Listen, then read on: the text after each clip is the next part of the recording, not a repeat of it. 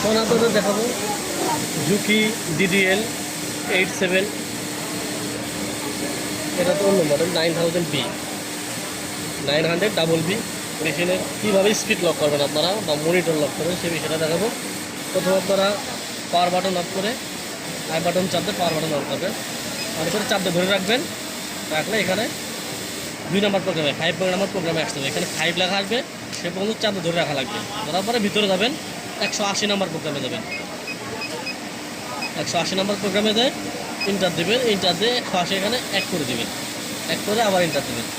Inter দিয়ে power button of করেন, of করার আবার দেখেন এখানে বাটন কাজ করছে না, ব্যাক স্টেজে কাজ করবে না, কোনো কোথাও কোনো বাটন দেখেন কাজ করতেছে না। এমনকি আপনি পাওয়ার বাটন অফ করে যদি আবার ভিতরেও ঢুকতে চান তাও আপনি ঢুকতে পারবেন না। দেখেন টোটালি মনিটর লক, আপনি মনিটরে কোনো কাজ করতে পারবেন না।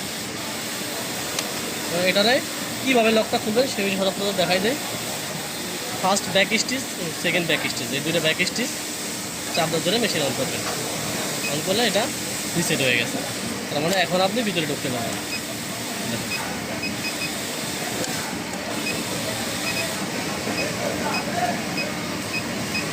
ধন্যবাদ, ভালো থাকবেন।